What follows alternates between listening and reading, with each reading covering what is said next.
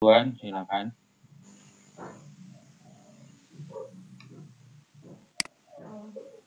Kami presentasi Bapak. Enggak, apa namanya, secara garis besar aja. Oh, siap. Saya sudah lihat beberapa yang disusun. Eka Puspasari sudah saya lihat, Gusti Ayu Kartini sudah saya lihat. Sementara yang lain masih proses saya download ya. Kenapa? Ini belum di-record kayaknya. Oh, belum di-record. Oh, recordnya di mana nih ya? Biasanya di pojok kanan, Pak. Pojok kanan. Kanan Show bawah. everyone. Chat with everyone. Mana ya? Personal program. Pojok kanan bawah, Bapak. Oh, kanan bawah. Oke. Pojok kanan bawah. Biasanya di sebelah presentasikan sekarang gitu. Ya, ini personal. Oh, record meeting ini ya? Iya, GG. Bismillahirrahmanirrahim. Tes. Update. Ini proses minta record.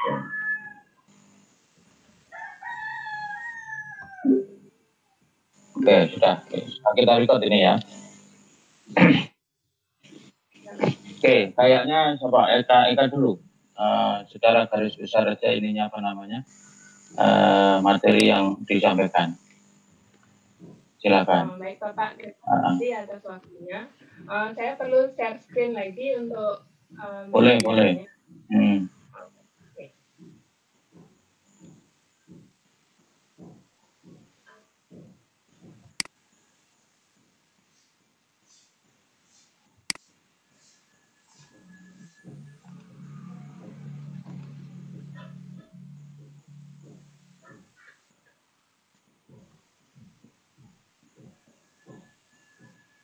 Bagaimana teman-teman dan Bapak Dasan sudah terlihat? Sudah. Bu. Untuk pertemuan pertama pada PPL ini saya akan menyampaikan materi tentang kalimat terbuka dan kalimat tertutup untuk bab persamaan dan ketidaksamaan di dalam satu variabel. Sebelumnya saya akan memberikan pendahuluan dengan motivasi siswa bahwa penggunaan dari persamaan dan ketidaksamaan linear satu variabel itu memiliki manfaat dalam memecahkan masalah dalam kehidupan sehari-hari. Kemudian saya menyampaikan persepsi tentang unsur-unsur bentuk aljabar, sehingga peserta didik dapat menerapkan unsur-unsur bentuk aljabar ini ke dalam penyelesaian persamaan dan ketidaksamaan linear satu variabel nanti. Kemudian saya akan menyampaikan tujuan pembelajaran, materi tujuan pembelajaran. Dilanjutkan dengan orientasi masalah. Orientasi masalah di sini saya akan menyajikan sebuah karangan yang terdiri dari beberapa kalimat, dan anak-anak nanti akan mencermati kalimat ini. Adakah kalimat yang sesuai dengan kenyataan? Kemudian adakah kalimat yang tidak sesuai dengan kenyataan? Kemudian adakah kalimat yang anak-anak bisa menyebutkan nilai benar dan sekaligus salah? Dan mungkin adakah anak-anak yang tidak bisa menentukan nilai benar atau salahnya dari kalimat-kalimat ini? Kemudian setelah dia untuk tanya jawab tentang orientasi masalah itu, saya melanjutkan untuk mengajak anak-anak untuk mengidentifikasi di sini kalimat tertutup dan kalimat terbuka. Kalimat tertutup di sini saya sajikan dengan 3 kalimat dan kalimat terbuka juga 3. Jadi anak-anak akan membandingkan kalimat tertutup dan kalimat terbuka, letak perbedaannya menjadi ini, dan anak-anak di sana akan mengeluarkan pendapatnya, dan di sini anak-anak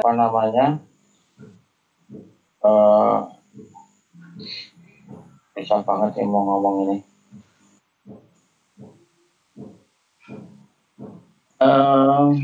Terkait dengan ini apa namanya, secara konsep teorinya itu kalimat terbuka itu apa? Itu yang perlu ditekankan. Nah. Jadi tidak sekedar langsung X, apa Y, apa-apa variabel gitu. Jadi sampaikan seperti apa tadi, sungai apa itu, sungai itu terpanjang di Bali misalkan ya. Nah statement terpanjang itu kan artinya harus ada pembandingnya, ya. Harus ada pembandingnya. Ketika tidak ada perbandingannya, maka itu nggak akan bisa dikatakan kalimat terbuka atau kalimat tertutup. Jadi intinya kalau kalimat terbuka itu kebenarannya masih subjektif. Karena kebenarannya subjektif, maka berbeda orang nanti akan bisa berbeda pula benar salahnya. Jadi misalkan apa namanya, yang umum itu meja itu tingginya 180 cm misalkan. Ya, misalkan itu ya. Maka ketika diukur dengan alat ukur yang berbeda, maka ini nanti akan memberikan hal yang berbeda pula. Kecuali kalau siswa itu diminta mengukur. Ukur hasil pengukuran, maka itu adalah suatu kebenaran. Ya. Jadi yang penting adalah X atau Y atau Z atau apapun itu kalau bisa diberikan pemaknaan bahwa hal itu yang sebagai pengganti untuk semuanya. Jadi bisa diganti berapapun. Bisa benar, bisa jadi salah. Misalkan X tambah 5 sama dengan 4. Nah, ketika X-nya diganti min 1, dia jadi apa? Pernyataan yang nilainya benar atau salah ketika diganti. Ya. Gitu ya. Terus nanti pengukurannya gimana? Penilaiannya, mengukur pemahamannya. Pemahaman siswanya melalui kuis itu Bapak, instrumen. Oh, melalui kuis. Oke, kita lihat kuisnya dulu. Sampaikan 2. Iya ya, 2 ya. Kalau filenya di file berapa itu? File 3 apa file? Kan ada 1, 2, 3. Pak, saya jadikan 1 di sana. Oh, jadikan 1. Oke, saya buka RPP-nya. Di penilaian RPP-nya. RPP. Ada penilaian sikap. Kemudian penilaian pengetahuannya mana? Penilaiannya, teknik penilaian online, bentuk instrumennya uraian. Oh ini, soalnya itu ya? Iya Bapak. Yang FPP dari 16 dan 32 itu. Nomor 1. FPP, ya, FPB dari 16 dan 32 adalah.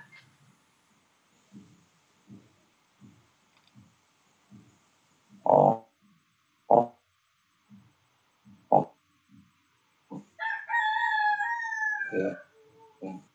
Tambah 9.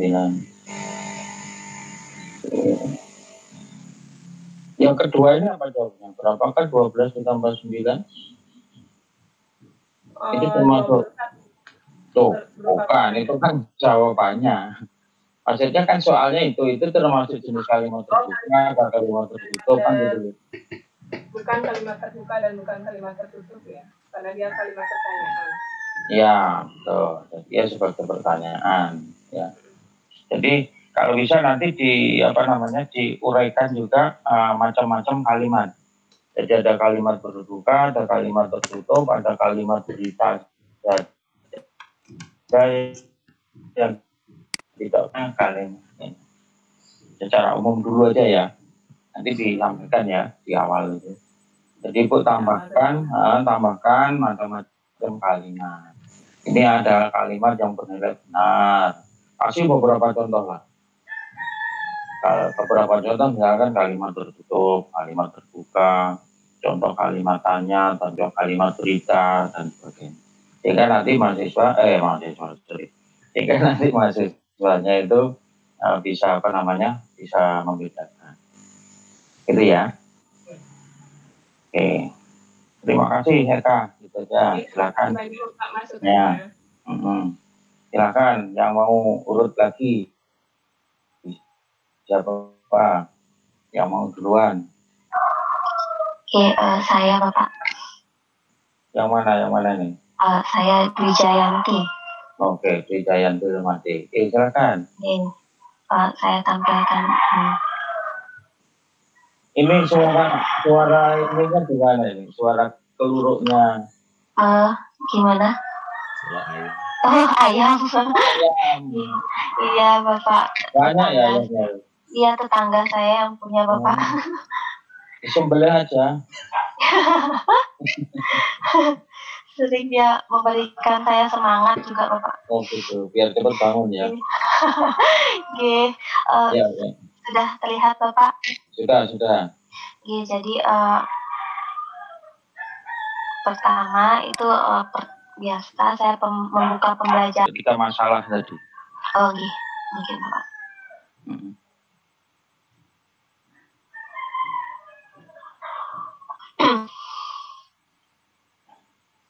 Oke, yang mana? Oke, yang ini Bapak. Nah. Oke. Ya, yang itu ya. Nah, gini, nanti tolong disampaikan ke anak-anak bahwa kalimat ini merupakan kalimat yang panjang, yang susah untuk susah untuk dicerna, susah untuk dipahami yang belajarnya, ya kan? Kalimat panjang.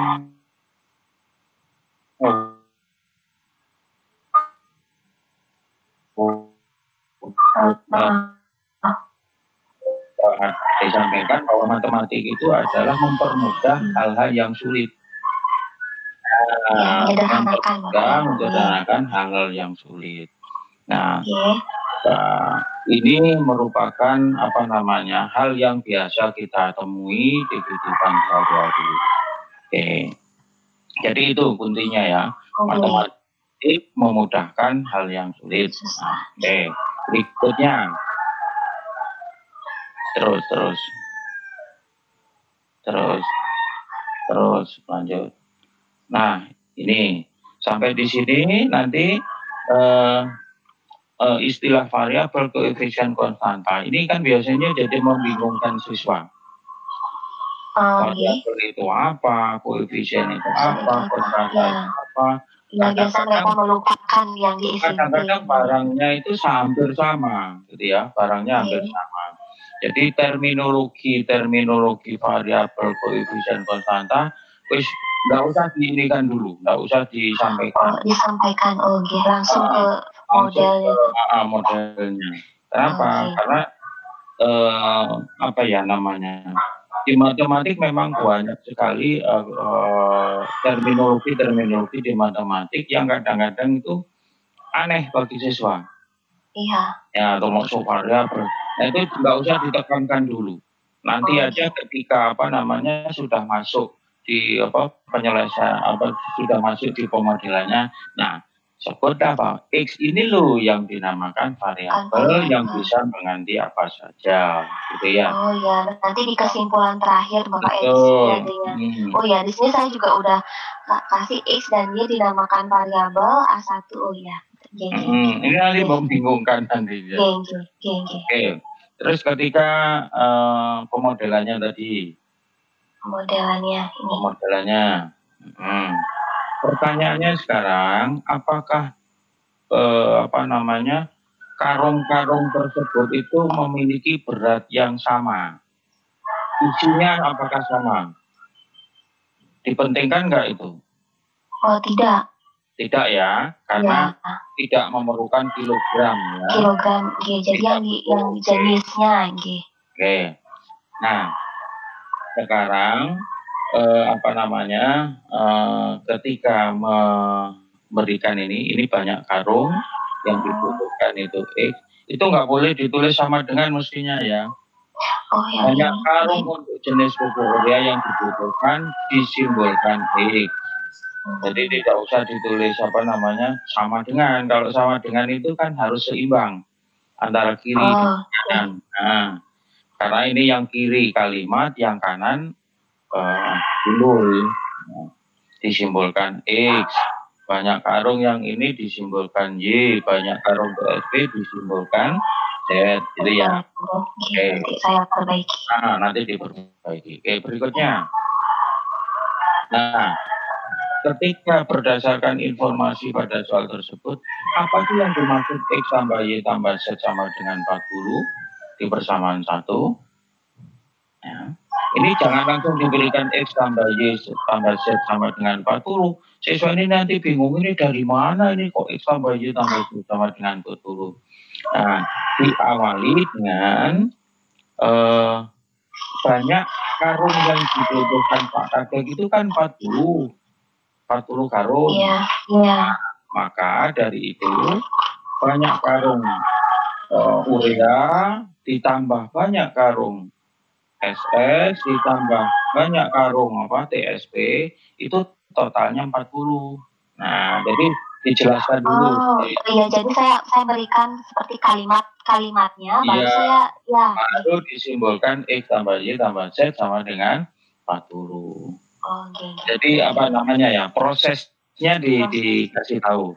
Ya, jadi karena saya tulis banyak karung urea ditambah banyak karung SS ditambah banyak karung TSP itu adalah 40 karung. Nah, ini kan kalimat yang panjang ya anak-anak gitu. Makanya kita tuliskan tadi, kita sudah simbolkan banyak karung urea itu simbolnya X. Banyak karung SS itu Y, banyak karung. Maka saya simbolkan ini biar mudah, X tambah Y tambah Z sama dengan 40. Gitu ya. Nah, terus di bagian akhir, di persamaan kedua gampang ya. Di persamaan ketiga itu tentang apa? Harga. Gitu ya. Nah, kalau masing-masing karung urea itu harganya itu 75.000, maka kalau kita beli X berapa anak-anak? Gitu. Oh, 75.000 kali X, kan gitu dah. Kalau karung SS itu, pupuk SS itu 120.000 per karung. Kalau dibutuhkan Y berapa yang dibutuhkan? Nah, gitu. Jadi dijelaskan masing-masing itu 75.000 X itu artinya biaya yang dikeluarkan Pak Kadek untuk membeli sebanyak X karung SS. Nah, terus 150 Z apa? 150 Z itu banyak biaya yang dikeluarkan Pak Kadek untuk membeli karung sebanyak Z karung TSP. Jadi total yang dikeluarkan Pak Kadek itu 4.020.000 itu terdiri dari gitu. Jadi itu dijelaskan dulu ya sebelum kan tujuannya akan mau mengkonstruksi gitu. Mengkonstruksi tidak perlu menyelesaikan kan? Tidak perlu. Oke, gitu ya nanti ya. Terus nanti evaluasinya gimana di bagian akhir? Evaluasinya nanti pemahaman konsep Bapak. Oh, pemahaman konsepnya. Jadi mereka diberi masalah terus diminta untuk mengkonstruksi modelnya gitu ya. Ya, jadi di sana nanti membedakan, sebentar saya carikan dulu.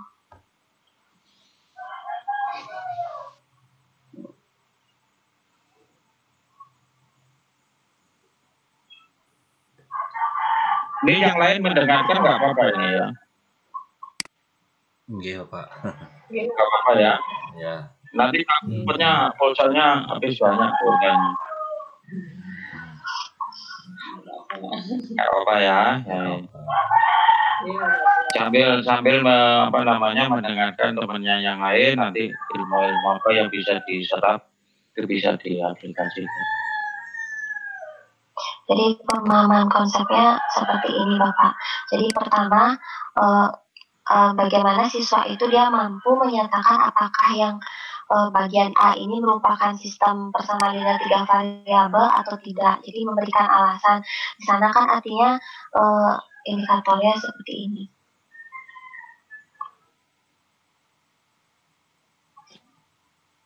Jadi dapat mengkonstruksi bentuk umum indikator pemahaman konsepnya, menyatakan ulang konsep dengan kata-kata sendiri, kemudian mengidentifikasi atau memberi contoh dari konsep. Oke. Nomor 1 itu dari ABC itu mana yang merupakan persamaan linear? Jadi yang nomor 1 ini rubrik penskorannya saya buat seperti ini. Jadi yang pertama yang A itu merupakan SPLTV. Kemudian yang B juga merupakan SPLTV. Kemudian yang C juga bukan merupakan, karena variabelnya tidak saling terkait. Coba lihat ya. Nomor 3 tadi apa? Iya, jadi PQR kemudian ada di dalamnya AB. Karena nanti di kesimpulannya itu memuat sistem persamaan yang memuat persamaan yang terdiri dari 3 variabel dan memiliki keterkaitan antar variabelnya, dan penyelesaiannya memenuhi ketiga persamaannya. Misalkan kalau yang 2A ditambah B sama dengan 5 itu dihilangkan, jadi persamaan ada di sistem 3 variabel apa enggak? Yang mana Bapak? Yang C. Yang C, 2A tambah 5B, 2A tambah B sama dengan 5 itu dihilangkan misalkan. Itu jadi persamaan apa bukan? Sistem persamaan. Sistem persamaan. Sistem ya. Oke. Nah, dia menjadi sistem tapi tidak bisa ditentukan penyelesaian. Urusannya beda. Urusannya hanya ini sistem atau bukan kan, gitu aja toh. Iya. Masalah itu nanti bisa diselesaikan atau tidak, urusannya belakang. Ya. Misalnya andaikan C itu di bagian C, persamaannya kedua itu dihilangkan, 2A tambah 5B sama dengan 5 itu dihilangkan, maka itu tetap menjadi sistem. Jadi sistem ya. Tetap sistem persamaan linear 3 variabel. Iya. Tetap menjadi itu. Misalnya itu nanti solusinya banyak atau solusinya tunggal, itu urusannya belakang. Urusan belakang, kita hanya mengkonstruksi saja gitu. Karena di sini ini masih pengertian sistem atau tidak kan gitu. Iya. LDP atau tidak. Gitu. Nah, sekarang tadi mintanya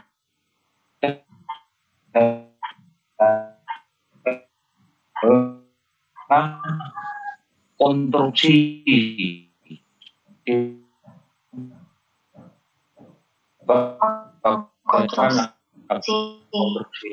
panggilannya yang ini apa? Boleh Pak Dwi, boleh Dwija, boleh. Jangan Madi ya. Oke. Ya kalau Madi banyak Bapak ya. Kalau Madi biasanya laki loh. Kalau di Bali Made itu boleh juga cowok cewek, tapi untuk panggilan kedua Bapak. Panggil. Oke, silakan yang lain. Terima kasih Bapak. Sama-sama Bu ya. Terima kasih Bapak, izin menampilkan Bapak. Wah ya. Gusti Ayu. Tanya siapa? Oh, berarti jadi langsung aja ditulis banyak permen dalam satu bungkus, disimbolkan X, gak usah nya. Nyanya kan pengganti milik toh sebetulnya. Oke, gitu. Terus disimbolkan. Nah, ini yang Bentar. Itu permennya kok berbeda?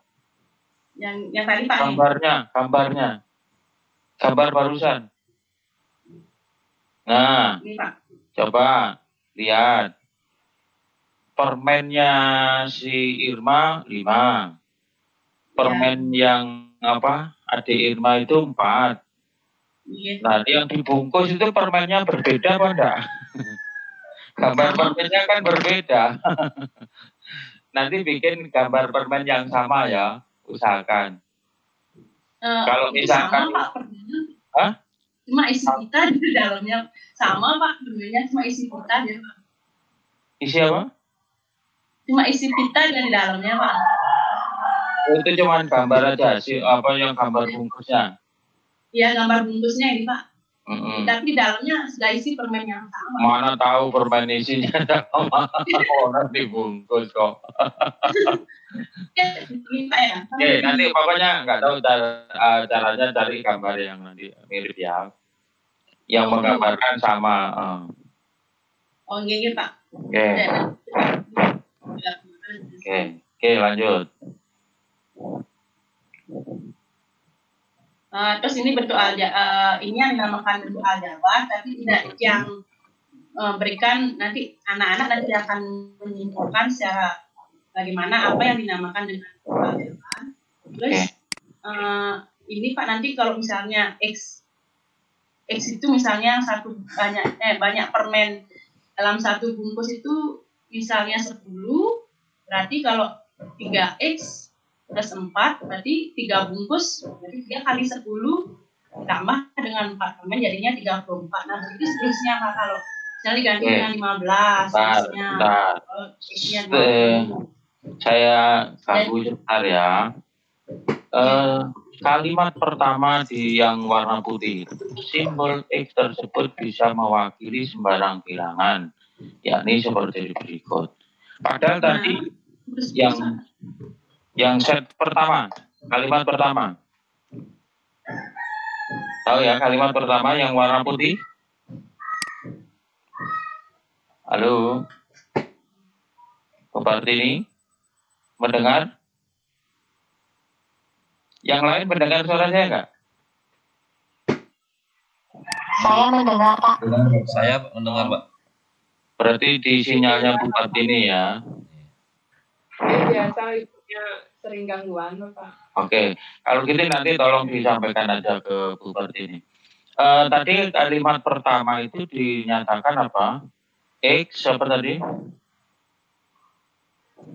X itu bisa diganti sembarang bilangan, kan gitu kan? Kalimat pertama tadi. Padahal tadi dinyatakan apa tadi? Yang pertama kali dinyatakan banyak permen disimbolkan X. Banyak permen dalam satu bungkus disimbolkan X. Di sisi lain dia ngomong X adalah bisa diganti sembarang bilangan, kan nggak sama itu. Harusnya statementnya diganti banyak permen dalam satu bungkus. Nah, banyak permen dalam satu bungkus, kalau bungkusnya itu permen berbeda, kan ada kemungkinan banyaknya berbeda. Ya, nah, jadi ada statement itu, sehingga X itu menyatakan banyak permen dalam satu bungkus, mungkin isinya 10, mungkin isinya 15, mungkin isinya 20. Jadi kalau diganti 10, jadilah permen Adik Irma itu 34. Kan gitu ya. Banyak permen, kalau misalkan dalam satu bungkusnya 15, mungkin jadi 49, dan seterusnya gitu. Jadi statement itu Bu, yang penting Bu ya, Bu Partini, X ini ngomong bilangan, tapi di sisi lain tadi X itu ngomong banyak permen, kan gitu. Nah, ini harus di statement banyak permennya berbeda-beda dalam satu bungkus, mungkin isinya 10, mungkin 15, mungkin 20, dan seterusnya. Nah, ini biar siswanya nggak bingung. Tadi ngomong banyak permen, sekarang ngomong bilangan, kan gitu ya. Sebetulnya intinya sama. Kalau kita sebagai guru matematik itu sudah paham banget yang gitu-itu, ya kan? Paham banget. Tapi kalau untuk siswa ya jadi pusing. Tadi ngomong A, sekarang ngomong B, nanti lusa ngomong C, jadi bingung siswanya. Nah, ini yang kadang-kadang tidak kita sadari hal-hal semacam itu. Karena kita sudah mampu, sudah yakin, benar gitu kan. Nah, gitu ya Bu Partini. Halo. Bu Partini bisa ya? Dengar suara saya bisa Bu Partini? Dengar Pak. Dengar, oke. Dengar ya, tadi ada kendala sinyal. Iya, nggak apa-apa. Memang Kadang-kadang saya juga gitu Pak Bendal. Oke. Itu ya Bu Martini ya. Tetap jaga kesehatan semuanya. Iya Bapak. Oke, makasih Bu Martini. Silahkan dilanjut. Ibu mau ada yang disampaikan lagi Bu Martini? Gini Pak, apakah kan untuk gininya Pak, saya kan jadwalnya di sekolah hari Selasa Pak. Apakah saya kan besok ini untuk gininya Pak, untuk pelaksanaan praktek ngajar. Nantinya kan jadwalnya besok, tapi saya jadwal di sekolah hari Selasa Pak. Apakah bisa saya hari Selasa? Ini nanti dikomunikasikan dengan Bu Aziza yang waktu di WA grup kelompok 4 itu kan ada. Nanti coba dikomunikasikan Bu Aziza boleh atau tidak. Gitu. Oh gitu Pak. Ya, itu ya. Nanti biar Bu Aziza yang yang menjembatani itu. Kalau memang bisa ya dilaksanakan, kalau enggak ya harus besok. Besoknya ya mungkin daring atau gimana atau caranya. Ya. Jadi yang buat ini, oke, ya. Monggo, lanjutnya siapa? Pak Komang apa Pak Made? Kayaknya yang siapa Komang ini? Ya Bapak. Ya, yuk, silakan Pak Komang. Terima kasih Pak.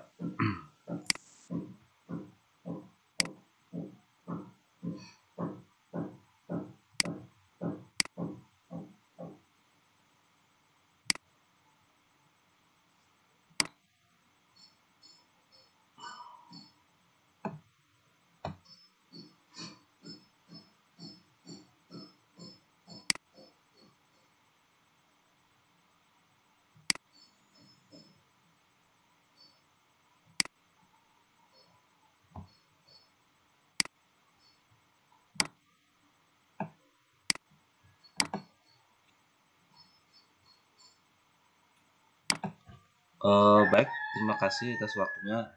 Hari ini saya akan mencoba mempresentasikan terkait tentang apa yang akan saya ajarkan nanti pada saat PPL. Nah, ini materinya kebetulan saya mengajar di matematika peminatan kelas 11.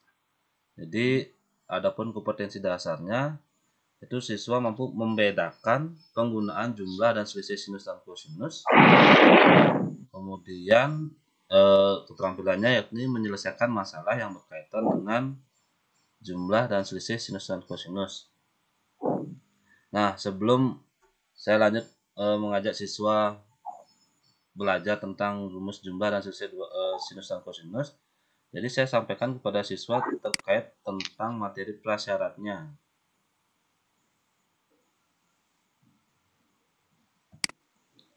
Nah, untuk mempelajari ini ada 3 materi prasyarat yang harus siswa ingat. Nah, yang pertama saya akan mengajak siswa untuk mengingat kembali materi tentang perbandingan trigonometri pada segitiga siku-siku. Yang mana materi ini siswa sudah dapatkan waktu mereka di kelas 10 dalam mata pelajaran matematika wajib.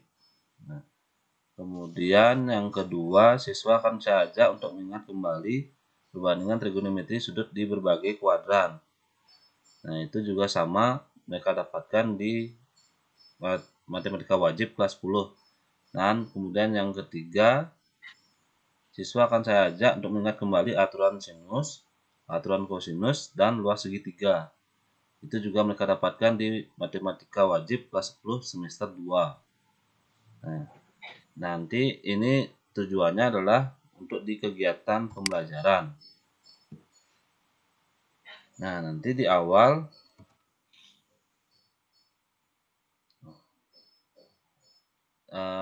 saya akan menyampaikan sebuah permasalahan bahwa nilai sin 135 derajat itu kan sama dengan setengah K2, di mana jika 135 derajat itu adalah merupakan sebuah sudut istimewa.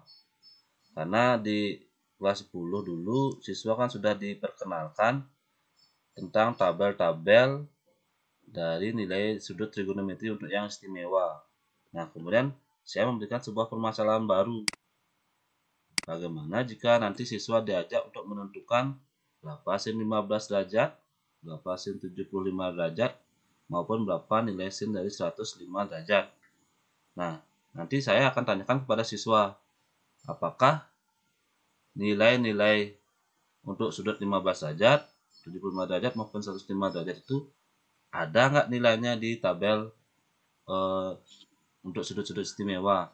Nanti harapannya siswa akan menjawab tidak ada, karena 15 derajat, 75 derajat itu bukan sudut istimewa. Sehingga dari sini saya akan mengajak siswa untuk menemukan cara penyelesaiannya, bagaimana mencari hasil dari sin 15 derajat, sin 75 derajat maupun sin 15 derajat. Nah, dari sana saya langsung ke arahkan siswa untuk membuka LKPD. Nah, untuk sistem pembelajarannya saya menggunakan LMS di sekolah.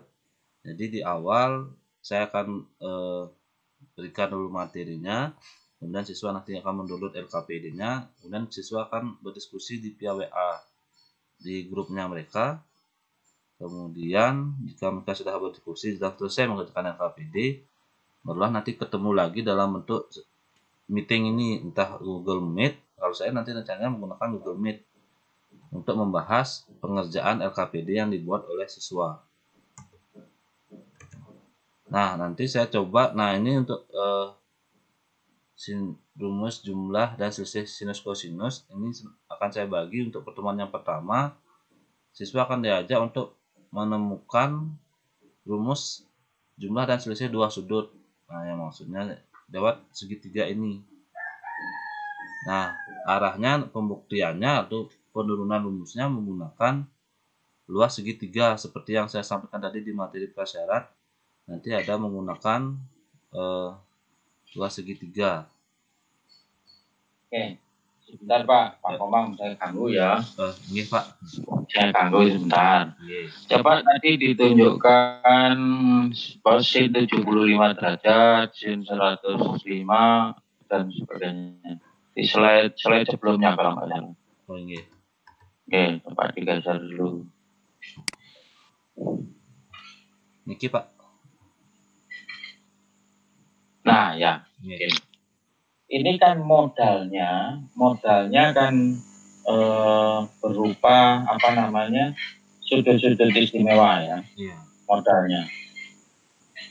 Nah, sudut istimewa itu kan sudut 0 derajat, sudut 30, 45, 60, 90 ya.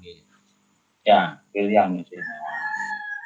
Nah, sekarang anak siswanya kan ditanya, kalau sin 15 berapa? Ada nggak di tabel? Apakah merupakan istimewa? Wah, kan gitu ya. Sin 75, nah. Sin 105, nah. Nah, sin 15 ini kan diperoleh nanti dari 60 kurangi 45. Atau 45 kurang 30. Nah, tadi kalau nggak salah sebagai sin jumlah apa sin selisih? Nanti saya berikan kebebasan pada siswa. Kan di KD-nya apa tadi? Jumlah apa sin kurang? KD-nya, Sin jumlah apa sin kurang? KD-nya membedakan penggunaan jumlah dan selisih. Oh, jumlah dan selisih. Jumlah dan selisih, Pak. Jumlah dan selisih sinus dan kosinus. Tuh, Pak, nggak keliru toh. Iya, Pak. Penggunaan kalau jumlah dan selisih sinus, jumlah itu kan bisa sinus tambah sinus gitu kan? Ini kan ini maksudnya kan sinus jumlah dua sudut kan itu ya? Atau sinus selisih dua sudut kan itu ya? Nah, mungkin kalimatnya yang keliru ini.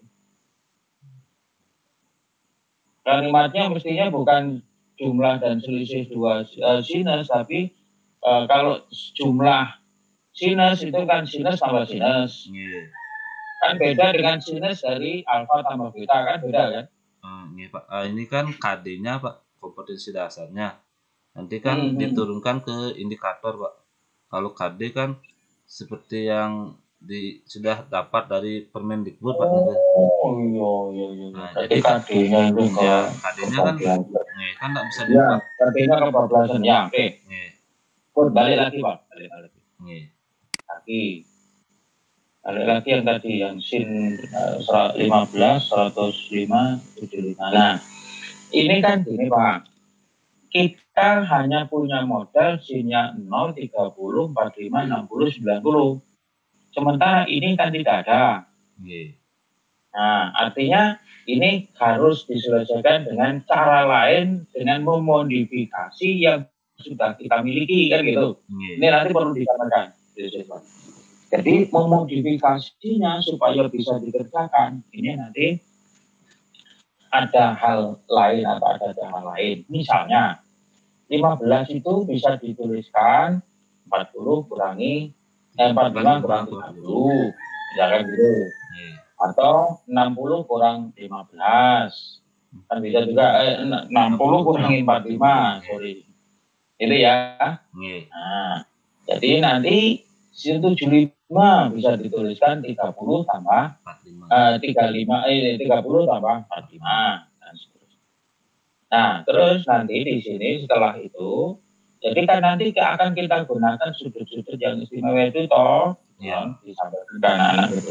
Ya. Nah, sekarang pertanyaannya, apakah sin 15 yang dituliskan 45 dikurangi 30, apakah sama dengan sin 45 dikurangi sin 30? Hasilnya akan sama. Enggak. Oh, ya sama dong. Sin 45 dikurangi sin dari 45 dikurangi 30, apakah sama dengan sin 45 dikurangi sin 30? Oh, tidak. Itu nanti jadi pertanyaan dulu siswanya. Nah, terus sin 75 kan dituliskan 45 tambah 30. Apakah sama dengan sin 45 tambah sin 30? Tanda tanya besar. Iya. Jadi ditanyakan siswa dulu. Sin 105 dituliskan 60, sin dari 60 tambah 45. Apakah sama dengan sin 60 ditambah sin 45? Tanda tanya besar. Nah, itu nanti siswa diberi masalah itu. Nah, setelah masalah itu baru nanti ini nanti akan terjawab. Masalah-masalah ini nanti akan terjawab setelah kalian mempelajari ini, gitu loh. Setelah mempelajari, sehingga siswanya tahu arahnya. Oh, saya belajar itu nanti untuk menyelesaikan yang ini, yang apa? Sin 15, sin 75, sin 105, itu untuk menyelesaikan masalah itu. Jadi biar semangatnya muncul siswanya. Itu ya. Ya. Terima kasih Pak. Ya, sama-sama. Oke, lanjut. Nah, kemudian nanti siswa kan nanti diajak menurunkan atau mendapatkan rumusnya. Nah, sin jumlah dua sudutnya tadi, contohnya sin alfa tambah beta itu, sehingga nanti akan mendapatkan rumusnya sesuai nanti di kesimpulan. Nah, untuk ini sesi diskusi kelompok seperti yang saya bilang tadi akan didiskusikan di meeting lewat Google Meet setelah siswa mengerjakan LKPD-nya. Nah, nanti setelah diskusi, saya akan berikan permasalahan sedikit. Nah, jadi siswa nanti bisa memilih jawabannya ini. Setelah diskusi di LKPD, saya tanyakan kepada siswanya kira-kira kalau kita mengkisin alfa tambah beta, nanti yang mana kira-kira jawabannya. Nah, mungkin nanti arahnya sama seperti yang Bapak sampaikan tadi di awal. Sin 15 itu kan sin 45 kurangi 30. Apakah sama dengan sin 45 kurang sin 30? Nah, seperti itu mungkin.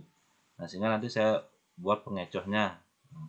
Jadi dari sini siswa akan memilih yang mana akan dipilih jawabannya.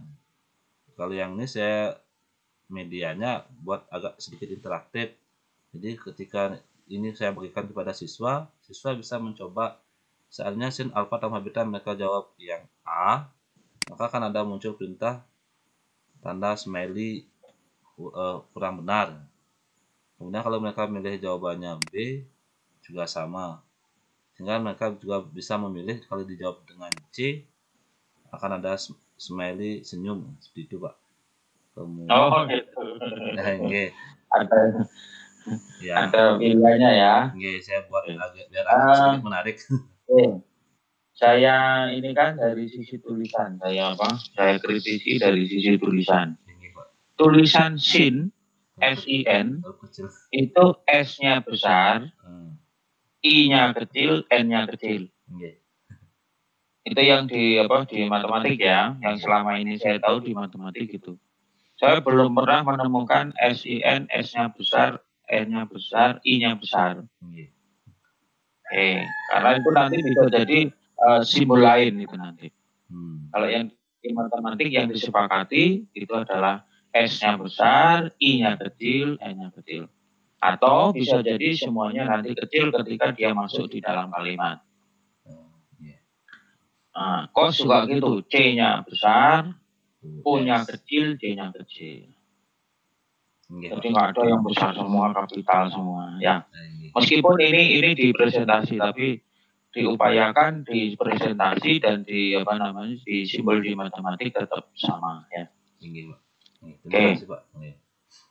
Nah, setelah nanti. Oke, lanjut, Pak. Nanti setelah mereka hasil diskusi kan mereka sudah bisa menemukan yang mana jawabannya. Kemudian lanjut ke tadi kan baru membahas tentang yang jumlah. Nah, sekarang kita langsung membahas yang bagaimana jika dikurang atau selisih. Nah, untuk inilah kembali saya ingatkan pada anaknya untuk memahami kembali perbandingan trigonometri di berbagai sudut di kuadran. Karena akan ada nanti arahnya saya akan menggunakan sin 90 derajat dikurang alfa itu kan sama dengan cos alfa. Begitu juga cos 90 derajat dikurang alfa itu sama dengan sin alfa. Nah, dari sanalah akan dia menggunakan menemukan rumus selisihnya untuk dua sudutnya. Begitu juga nanti saya akan mengajak mereka mengingat untuk nilai sin dan cos untuk sudut yang bernilai negatif. Nanti kan ada mereka sudah dapatkan di kelas 10 bahwa sin negatif alfa itu hasilnya min sin alfa. Kemudian kalau cos negatif alfa itu hasilnya cos alfa yang bernilai positif, yang bernilai negatif hanyalah sinnya. Nah, itu nanti untuk mencari penurunan rumus untuk selisih dua sudutnya. Yang tadi di awal saya ajak mereka menemukan penjumlahannya, jumlah dua sudutnya, gitu Pak. Kemudian sama didiskusikan, dipresentasikan di meeting lewat Google Meet. Oke, saya berikan seperti ini petunjuknya untuk mereka menurunkan. Jadi setelah mereka dapatkan rumus ini sin alfa tambah beta yang di awal, saya akan ajak siswa menurunkan sin alfa kurang beta hasilnya berapa gitu. Sehingga menggunakan misalkan bahwa alfa kurang beta itu bisa ditulis menjadi alfa ditambah kurung negatif beta. Nah, sehingga di sini nanti siswa akan saya ajak menggunakan rumus yang penjumlahan dulu. Sin alfa tambah beta sama dengan sin alfa cos beta tambah cos alfa sin beta. Kemudian nanti sudutnya diganti dengan negatif B. Sehingga nanti ketika menemukan sin negatif B, kita diubah menjadi min sin beta. Kemudian ketika menemukan cos negatif beta akan menjadi cos beta. Sehingga mereka dapat hari itu mereka bisa menyimpulkan dua rumus, jumlah dan selisih dua sudut. Nah, sehingga saya berikan sama kayak tadi Pak, ada ini mohon maaf masih huruf besar, jadi nanti akan saya perbaiki revisi sesuai dengan arahan Bapak. Jadi mohon maaf untuk masalah penulisannya, jadi ini masih menggunakan huruf kapital. Sehingga nanti siswa di sini bisa memilih.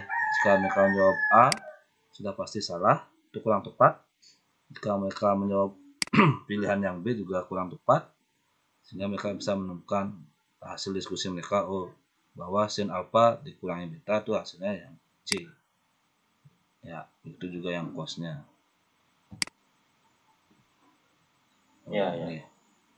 Nah, untuk kuis juga sama nanti arahnya seperti ini, sin 15 derajat yang tadi.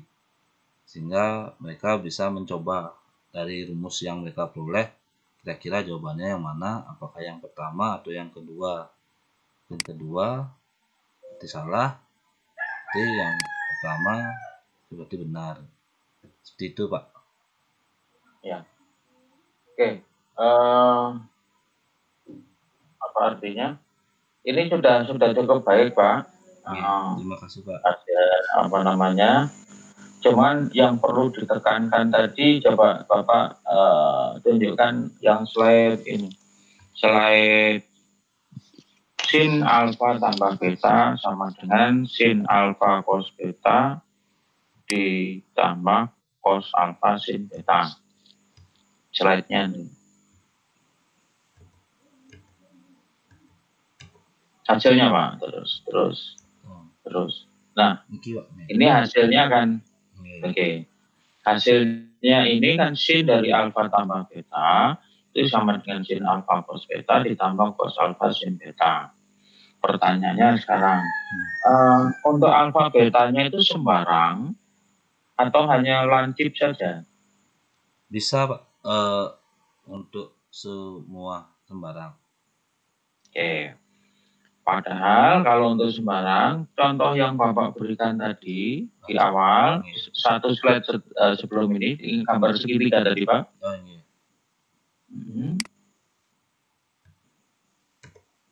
Gambar segitiga tadi. Nah, gambar segitiga ini kan contohnya alfanya lancip, betanya lancip. Ya, iya. Nah, berarti harus ada step lagi untuk yang menunjukkan bahwa itu berlaku untuk sembarang alfa dan sembarang beta. Oh, ini kan berarti lancip Pak ya? Iya, ini kan alfanya masih lancip, betanya masih lancip. Tapi Bapak simpulkan alfa sin dari alfa tambah beta yang sama dengan itu berlaku untuk sembarang, kan gitu dah? Iya. Nah, nanti kalau Bapak kesulitan untuk memperluas itu, batasi saja dulu, alfanya lancip, betanya lancip. Nanti siswa diminta sebagai tugas untuk mengembangkan bagaimana kalau alfanya sembarang, betanya sembarang, gitu. Ya, itu ditugaskan ke siswa aja. Gitu ya Pak ya?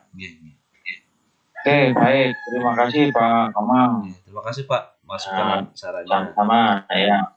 Yang terakhir Pak siapa ini? Pak Made Edi Saputra. Iya Bapak. Silakan Pak Edi. Ya Bapak, untuk kegiatan pembelajaran yang pertemuan pertama ini, kebetulan materi yang saya ambil itu adalah bisa kelihatan Pak screen? Belum muncul.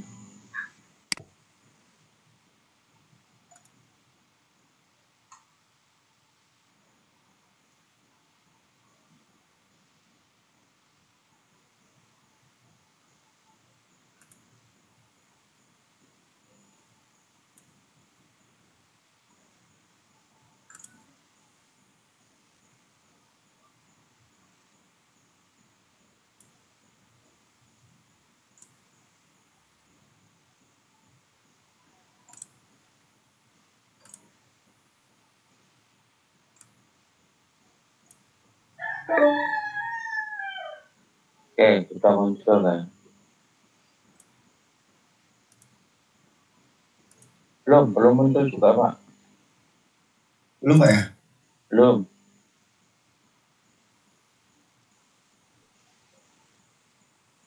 Dari pertidaksamaan dijadikan persamaan.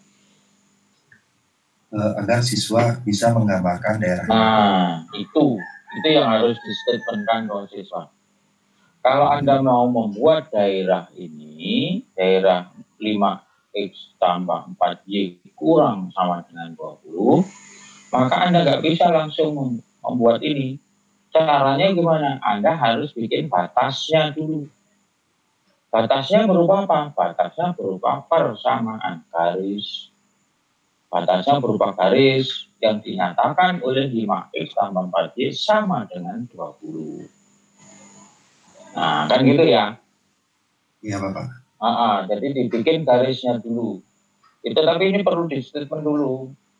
Anda tidak bisa langsung membuat daerah dari 5X tambah 4Y kurang sama dengan 20. Tidak bisa. Yang bisa apa? Cari batasnya dulu. Batasnya berupa persamaan garis. Setelah itu, setelah ada persamaan garis, berarti kan dalam koordinat kartesis itu kan dibagi dua nanti. Oleh garis itu kan dibagi dua. Nanti yang bagian atas atau bawah, atau kiri atau kanan, kan gitu kan? Iya, Bapak. Terbagi dua. Nah, untuk memilih daerah itu yang mana, carilah salah satu titik, ujilah di situ. Kalau memenuhi berarti itu daerahnya, kalau tidak memenuhi itu bukan daerahnya. Itu ya. Ya Bapak. Nah, itu secara apa namanya? Secara bahasa apa ya namanya ya Pak, bukan matematiknya tapi bahasa penyampaiannya ya. Ya. Oke, baik Pak. Lanjut. Nah setelah itu kita menentukan titik potongnya dari persamaan 1 untuk menggambarkan, jadi kita perlu 2 titik potong dari persamaan 2, kemudian dari situ siswa akan menggambarkan persamaan garisnya setelah ketemu. Nah setelah siswa menggambarkan persamaan garisnya, baru siswa menentukan daerah penyelesaiannya dengan menggunakan uji titik. Jadi siswa diharapkan memilih sebuah titik yang uji untuk menentukan daerah dari penyelesaian tersebut. Jadi untuk perbedaan samaan 1. Saya pikir ini sudah bagus Pak. Cuma nanti ketika penjelasannya itu jangan menjelaskannya seperti ke anak-anak itu harus apa namanya, harus betul-betul ada perbedaan antara bahasa matematik dengan bahasa yang mereka gunakan nantinya. Oke, evaluasinya gimana Pak? Yang sudah ya evaluasinya tadi? Untuk evaluasinya, Bapak saya tampilkan. Bukan termasuk SPTLDB. Ya Bapak, yang nomor 1 bukan Bapak. Berarti SPLTDB itu nanti solusinya mesti berupa daerah? Iya Bapak.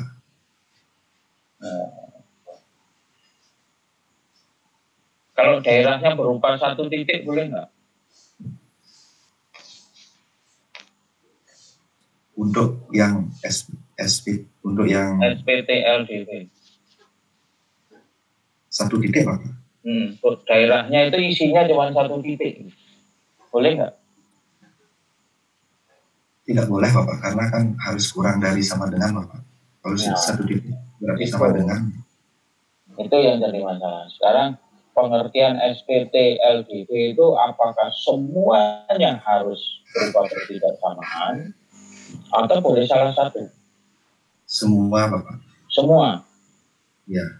Benar. Dari definisi yang saya pernah baca bahwa sistem ketidaksamaan linear 2 variabel adalah suatu sistem yang terdiri atas 2 atau lebih ketidaksamaan linear dan memiliki 2 variabel seperti itu Bapak. Oke. Ya, kalau pengertian yang itu berarti memang yang pertama bukan SPTLDB ya. Iya Bapak. Tapi itu tetap bisa diselesaikan loh. Tapi daerahnya hanya isinya 1 titik. Iya Bapak. Oke, kita aja Pak. Oke. Panggilannya siapa Pak? Maki apa Pak Edi apa? Edi. Oh Edi. Oke, baik Pak Edi, cukup. Masih ada lagi? Oh, sudah habis ya? Sudah Bapak. Iya, sudah. Oke. Silakan muncul semua dulu. Tahap berikutnya apa nanti? Kita hari Senin ngapain hari Senin? Praktek ya? Hari Senin kalau menurut Bapak? Video kayaknya apa Pak? Oh video. Upload videonya. Hari Senin itu apa jadwalnya ya?